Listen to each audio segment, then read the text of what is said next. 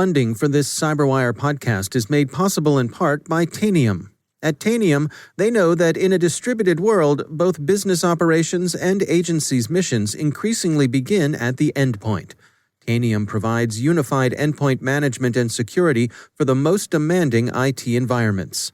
Their approach decentralizes data collection, aggregation, and distribution down to the endpoint, delivering transformational scale, speed, and reliability across your distributed workforce. Learn why the Department of Defense and half of the Fortune 100 trust Tanium at Tanium.com.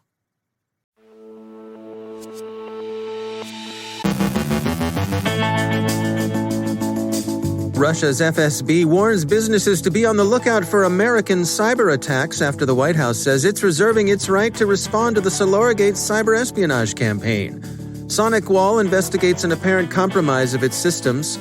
A senator asks the US DNI for an explanation of DIA purchases of geolocation data from commercial vendors. OPC issues are described. Andrea Little Limbago from Interos on the tech naughty list of restricted or sanctioned companies. Rick Howard previews his first principles analysis of Microsoft Azure. And happy birthday to the word robot, now 100 years young.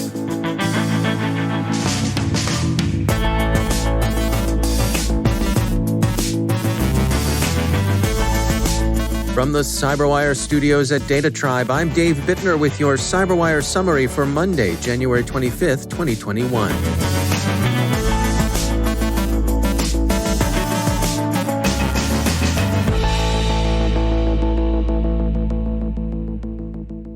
Russia's FSB has issued an alert on the threat of targeted computer attacks, warning businesses of increased likelihood of U.S. cyber attack.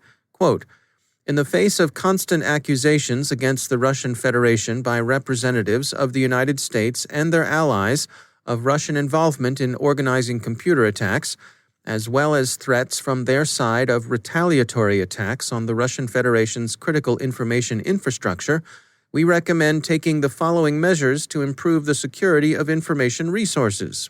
End quote. ZDNet characterizes the FSB alert as a signaling response to remarks by the new U.S. administration last Wednesday. Referring to Solorigate, a representative said, we reserve the right to respond at a time and manner of our choosing to any cyber attack. U.S. officials have attributed the cyberespionage campaign to Russia, which has denied responsibility. The FSB's alert amounts to an anodyne but sound list of 15 cyber hygiene best practices, and who could object to that? Lawfare has published a piece on the risk Solorigate poses to control systems and specifically the SolarWinds Orion platform's supply chain compromise. The authors are concerned to remind people that the issues the Orion compromise opened up could very easily spread to control system networks, whether in the industrial Internet of Things or in such networks as are used to control building HVAC systems. Late Friday evening, SonicWall's disclosed that it had been the victim of, quote, a coordinated attack on its internal systems by highly sophisticated threat actors exploiting probable zero-day vulnerabilities on certain SonicWall's secure remote access products, end quote. The company initially believed that NetExtender VPN had been compromised, but has revised its assessment to conclude that this product is safe. A possible zero-day in the SMA 100 series remains under investigation. To summarize the state of their product security, according to the company, the SonicWall's firewalls, NetExtender VPN client, the SMA 1000 series, and SonicWave access points are all unaffected by the vulnerability. The SMA 100 series, as we noted, is still under investigation, but SonicWall's is offering guidance on mitigations users can apply against the possibility that there's a problem. The U.S. Defense Intelligence Agency responded to an inquiry from Senator Wyden, Democrat of Oregon, acknowledging that the DIA provides funding to another agency that purchases commercially available geolocation metadata aggregated from smartphones. The memo went on to explain that, quote, DIA purchases location data generated by phones located outside the United States and inside the United States. DIA's data provider does not supply separate streams of U.S. and foreign location data, and DIA processes the location data as it arrives to identify U.S. location data points, which it segregates in a separate database. DIA personnel can only query this database of U.S. location data when authorized by the Chief of Staff and DIA's Office of General Counsel. Permission to query DIA's database of commercially acquired U.S. device location data has been granted 5 times in the past 2.5 years." End quote. Senator Wyden has asked Director of National Intelligence Haynes for an explanation. The New York Times characterizes this form of collection as a loophole in existing U.S. law that some legislators, Senator Wyden among them, hope to correct with more specific, comprehensive privacy legislation. Clarity today released a summary of flaws in the Open Platform Communications Network protocol. They've been working on identifying the vulnerabilities and disclosing them to affected vendors since last year, and are now beginning a public review of what they've learned. 3 major vendors have already addressed the issues, and Clarity recommends that users update their systems to the latest versions. The 3 vendors are Softing Industrial Automation, GmbH, Kepware PTC, and Metricon Honeywell. All have provided fixes for OPC issues. And people are marking the 100th anniversary, the centennial, of the word robot, coined by Karel Čapek in his play RUR. The initials in the play's title stand for Rozumowi Uniwersalni Roboti. RUR also works in the direct English translation, often appended as a subtitle, Rozum's Universal Robots. Čapek's story is about a factory that produces artificial humans, for which he coined the word robot from the Czech robota, which connotes a drudge, a forced worker, like a serf. Rozum's robots aren't mechanical. They're fabricated from biological material, so they're closer to Blade Runner's replicants than to Robbie the Robot. But robots they were, and they're very algorithmical in their manner. Čapek's word has found its way into most modern languages. So this week we take a break from the internet and find a copy of RUR, read it, and spare a thought for Mr. Čapek. We won't give you any spoilers, but what the heck, it's robots, so it doesn't end entirely happily, although at the end of it all the robots themselves seem to be doing as okay as any robot can. And when you're through with RUR, don't worry, it's short. Find a copy of Čapek's War with Newts, see how someone in the 1930s saw with blinding clarity how memes, in a sense understood, but in the bigger picture completely uncomprehended, take root and spread. We won't give you any spoilers, but what the heck, it's all about committing to an identity. British readers will especially like the newt who picks up his worldview from Fleet Street.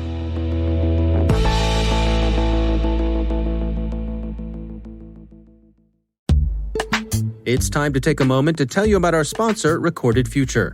If you haven't already done so, take a look at Recorded Future's Cyber Daily. We look at it.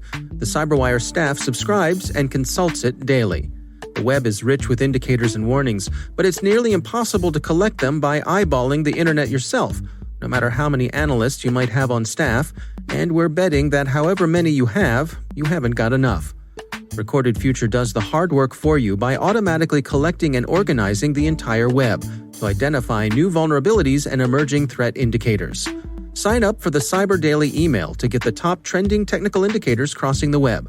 Cyber news, targeted industries, threat actors, exploited vulnerabilities, malware, and suspicious IP addresses. Subscribe today and stay ahead of the cyber attacks. Go to recordedfuture.com/cyberwire to subscribe for free threat intelligence updates from Recorded Future. And we thank Recorded Future for sponsoring our show.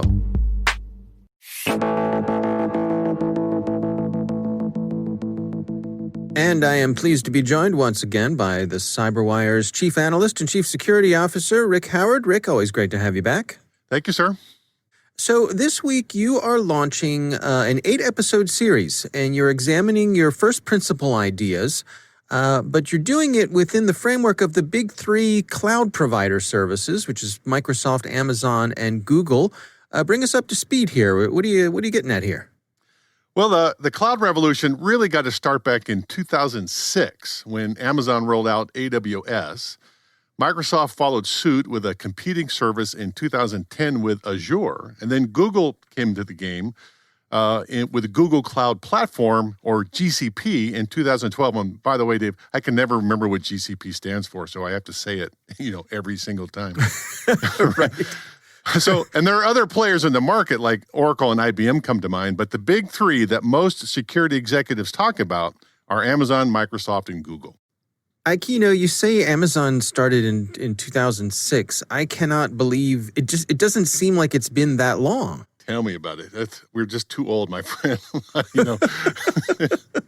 So what I've noticed, though, is that our entire security community has been running at full speed, heads down now for years, thinking, tactically about the technical widgets required to get these new environments running, and then flipping switches and turning dials on those widgets to provide some sort of security. So I figured it was time to take a beat and consider the strategic picture. How do you think about cloud deployments through a first principle lens? How do you implement these 4 keystone strategies that I've been going on and on about in each of these environments? And then more importantly, how do you orchestrate those strategies not only in hybrid cloud environments, but also in SaaS applications, mobile devices, and data centers back at headquarters as a single system of systems? What do we need to know going into this? Is there any prep work that listeners should do before binging this series? No prep work, no homework for you, Dave, all right? But maybe a couple things just to keep in mind, all right? Then the first thing is that all cloud offerings provide some kind of networking infrastructure designed for their customers' automation workloads. And these come in the form of infrastructure and platform subscriptions. And then the second thing is that all cloud providers offer software as a service or SaaS products to help you manage your workloads in those environments. Sometimes they provide them as part of the infrastructure service, and sometimes, you have to pay extra for them.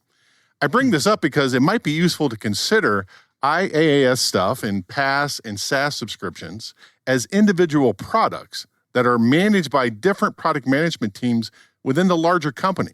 Depending on how old they are, you can consider some of them to even be startup products. In other words, some of them are more mature than others. Can you give us some examples? Yeah, so Google launched Cloud Identity as a SaaS product in 2018. Microsoft launched Azure Active Directory in 2019, and these products might be fantastic, but they're only 3 years old. How mature can they be?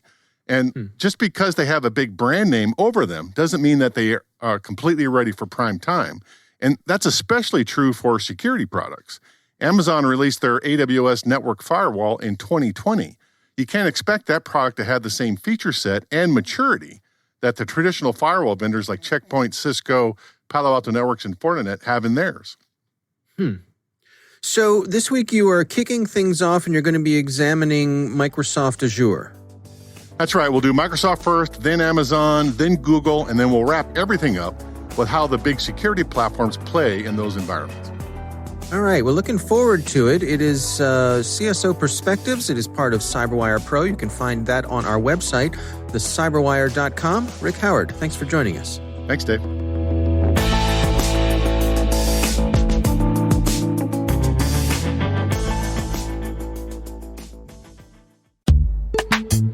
And now a message from our sponsor, CyberReason.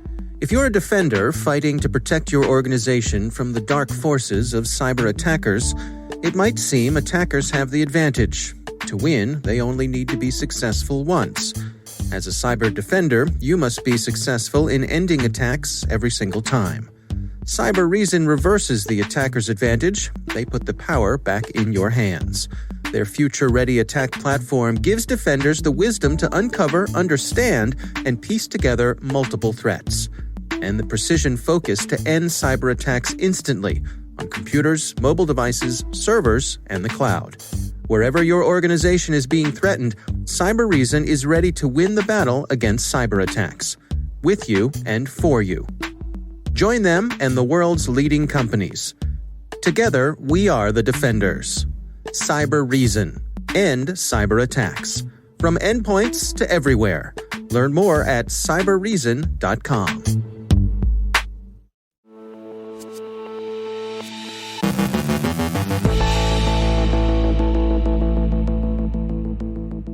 And I'm pleased to be joined once again by Andrea Little Limbago. She is the VP of Research and Analysis at Interos. Andrea, it's always great to have you back. I want to talk today about this notion of sort of tech naughty lists, that there are certain companies that have found themselves sanctioned throughout the world, and the impact of that. I wanted to get your take on what's going on here. Yeah, no, actually, I love the term naughty list. I first heard it from Megan Brown, so I'm going to give her credit for when I first heard it. But really, it encompasses the range of restricted entity lists that companies are finding themselves on. That basically means that they have limited ability to trade and export with the United States. Or, there are EU versions. There's the UN sanctions. But really, in the U.S., the U.S. has been hitting just a rapid pace of adding on to this list. And there are a couple of different areas to touch upon. One would be the Commerce's restricted entity list. And that has basically skyrocketed over the last 2 years for adding Chinese companies. And so in 2019, they added 142 companies to that list from China.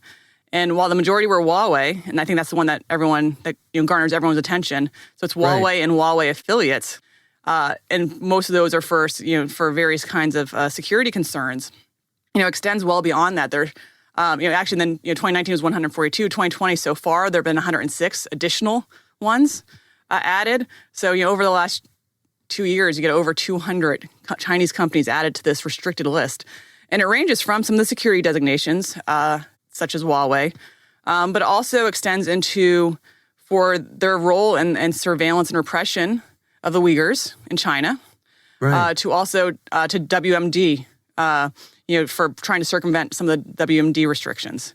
So it's for a broad range of reasons, and that's just Commerce's restricted entity list. And so, again, it's sort of the who's who in the zoo in the U.S. with some of these lists, because there's more than one list. So it's very hard for companies to maintain, stay on top of this for compliance. This year alone, there was a time this summer when it was almost every 2 weeks, Commerce was adding a couple dozen more companies to this list. It was a pretty rapid pace. So that's hard to stay on top of. But then on top of that, if you're working with the federal government, there's now Section 889 of the National Defense Authorization Act that basically says that 5 companies and their affiliates, so it's Hytera, Hikvision, Huawei again, ZTE, and Dahua, their products cannot be within the ecosystem of federal contractors that are working with the government. And why that, it sounds like only 5 companies, but it's actually much more than that, because it's 5 companies and their subsidiaries and affiliates. And so I did, spent a couple of weeks looking into that and came up with over 900 different. Wow. But because it's worded in such a way, I can guarantee that I don't have them all. And then at the same time, what does it include? So I included some of the Huawei affiliates, for instance, that were on the Commerce list that are some open labs. And, whether a company's actually dealing with an open lab or not, probably not. But it still is on there, both on Commerce, and it would fall under 889. So that's sort of a double whammy for that. And then, on top of that, there's there's OFAC sanctions, but then also the Pentagon has its own list of companies associated with China's PLA.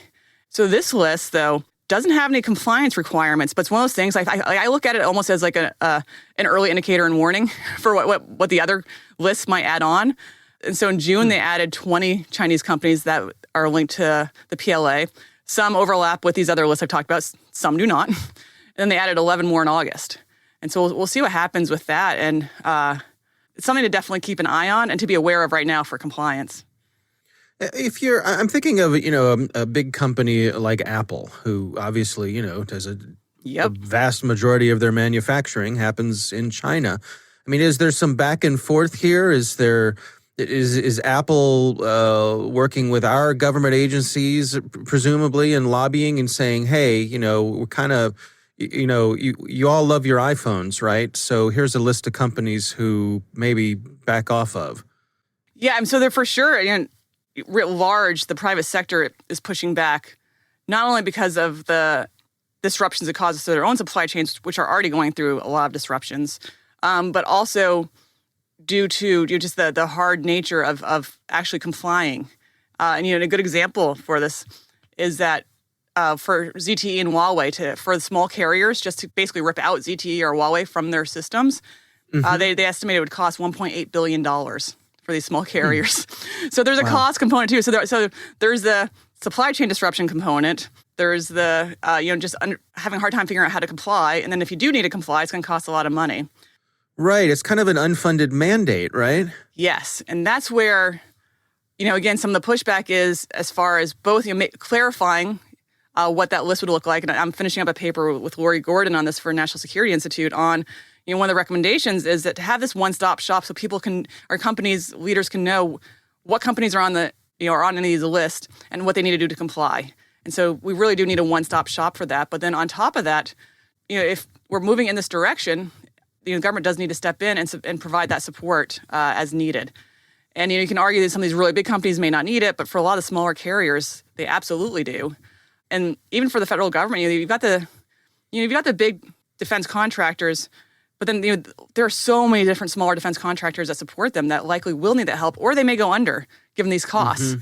And so, and then actually even on top of that, as far as a different concern, China has introduced their own unreliable list now in response. So we know of course they have. Yeah, exactly. Which not shocking, right? That's yeah. I mean, we know there's a trade war going on. It's a tit for tat environment. So if the U.S. starts doing this, they create their own unreliable list. They announced that in May, and just last month, they basically expanded on it to explain how they'd go about implementing it. And most people think that by the end of this year, some company may get on it. And like you said, Apple would be, can you imagine if they put Apple on their list? Right. Right. I personally, that would really up the ante quite a bit in the relations. Yeah. So it's hard to imagine, and yet I've the past 6 months, year or so, the unimaginable has been happening every day. So exactly, that's exactly. And so for me, nothing's out of the question at this point. Right. All right. Well, Andrea Little Limbago, thanks so much for joining us. All right. Thank you.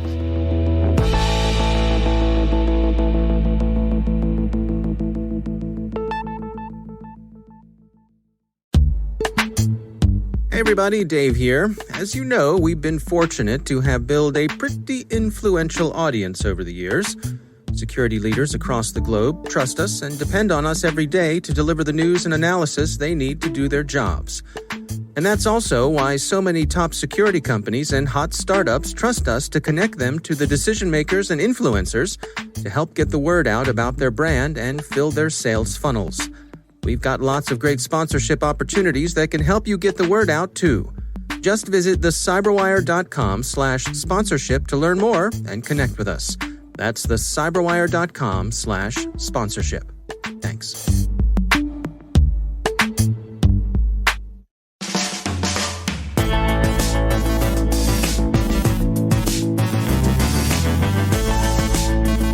And that's the CyberWire. For links to all of today's stories, check out our daily briefing at thecyberwire.com. And for professionals and cybersecurity leaders who want to stay abreast of this rapidly evolving field, sign up for CyberWire Pro. It'll save you time and keep you informed. Land of 10,000 lakes. Listen for us on your Alexa smart speaker, too. Don't forget to check out the Grumpy Old Geeks podcast, where I contribute to a regular segment called Security. I join Jason and Brian on their show for a lively discussion of the latest security news every week. You can find Grumpy Old Geeks where all the fine podcasts are listed, and check out the Recorded Future podcast, which I also host. The subject there is threat intelligence, and every week we talk to interesting people about timely cybersecurity topics. That's at recordedfuture.com/podcast. The CyberWire podcast is proudly produced in Maryland out of the startup studios of Data Tribe, where they're co-building the next generation of cybersecurity teams and technologies. Our amazing CyberWire team is Elliot Peltzman, Guru Prakash, Kelsey Bond, Tim Nodar, Joe Kerrigan, Carol Terrio, Ben Yellen, Nick Valecki, Gina Johnson, Bennett Moe, Chris Russell, John Petrick, Jennifer Iben, Rick Howard, Peter Kilpie. I'm Dave Bittner. Thanks for listening. We'll see you back here tomorrow.